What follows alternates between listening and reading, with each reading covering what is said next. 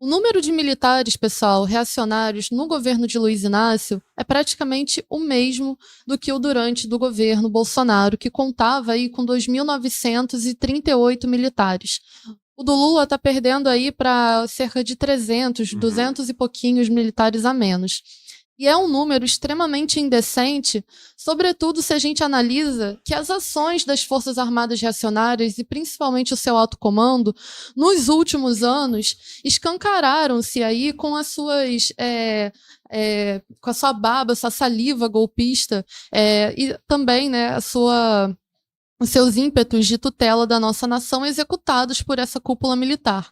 E o exemplo mais recente dessa constante tutela das Forças Armadas na política é o planejamento do Força 40, que a gente já tratou aqui no programa Propósito e também já tem artigo no jornal A Nova Democracia, no nosso portal, que é nada mais, nada menos do que o Exército se preparando para enrijecer aí a sua tutela frente às possibilidades de um novo levante de massas no nosso país. Um dos milicos que violou o regulamento é o coronel Fernando Guimarães de Siqueira, com histórico em missões internacionais como no Haiti, no Congo, na Costa do Marfim, e ele detém aí 7 condecorações.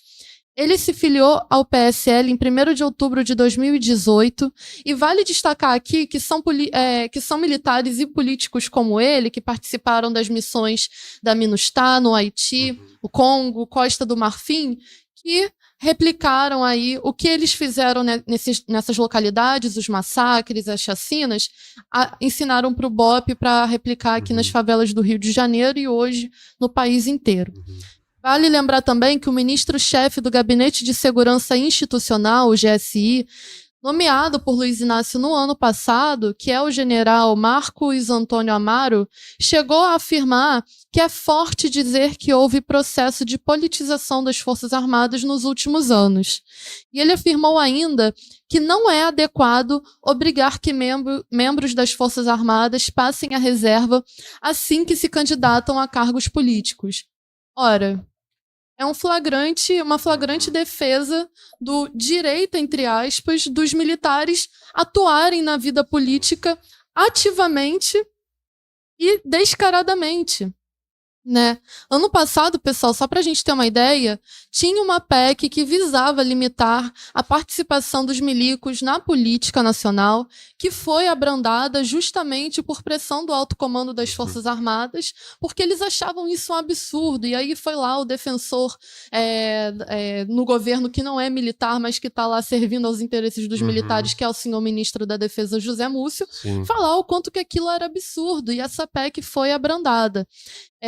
Inclusive o relator da PEC, que estava acuado frente aos militares, mas que também se agradou diante da mudança da PEC, ele afirmou o seguinte: se você radicalizar, se referindo a essa limitação dos militares na política, aí que os militares da oposição vão para cima, declarou ele ao monopólio de imprensa O Globo na época.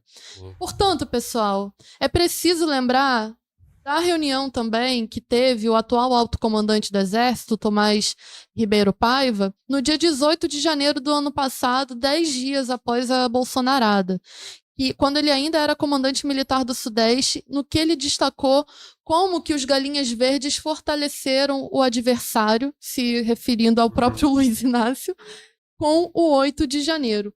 Então, pessoal, o que a gente pode inferir? É que os militares eles estão atuando na política e sempre atuaram no cenário, no jogo político do nosso país. Não existe isso dos militares terem uma participação limitada na política. E o fato de ter 2.000 militares ocupando postos hoje no governo de Luiz Inácio é ainda mais revoltante e ainda mais alarmante, porque mostra que eles continuam gerenciando e muito provavelmente se beneficiando, como a gente já demonstrou em diversas matérias aqui, por conta desses cargos políticos que eles têm ocupado no Congresso Nacional e etc e tal.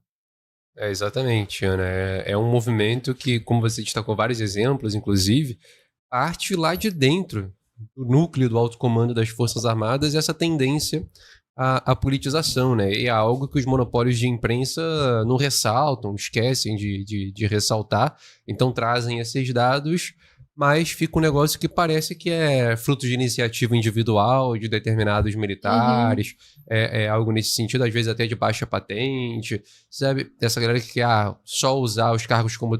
usar o meio militar como trampolim político. Tudo bem, é evidente que tem militar que quer usar ali a carreira para conseguir se candidatar usando dessa capitalização ali, né, em cima da temática militar. Acontece que esse nível de politização das Forças Armadas que tá, até que permite o cara usar como um trampolim tão poderoso, só existe atualmente por conta das ações do alto comando das Forças Armadas, né? Foram eles que iniciaram esse processo robusto de politização das Forças Armadas. Você trouxe muito bem o exemplo do Tomás Miguel Paiva, né? O cara é comandante do Exército e, se não me engano, foi 5 dias antes dele virar comandante, ele estava nessa reunião falando, aquilo ali foi uma burrada, exatamente isso, fortaleceram o adversário. Ou seja, ele viu o 8 de janeiro e ele não condenou aquilo por uma questão de princípios, porque ele achou um absurdo. Não, foi por conta de um erro tático dos Galinhas Verdes, sabe? E como é que o comandante do exército admite que tem um adversário interno na política? Você fala isso para os seus subordinados, é falar, olha, nós temos um lado político. E aí como é que isso cai para os subordinados? Evidentemente, então a gente tem que se posicionar politicamente e tomar parte nessa política, talvez ingressando em partidos políticos, né? Então é um estímulo, de fato, desses superiores, né? E isso...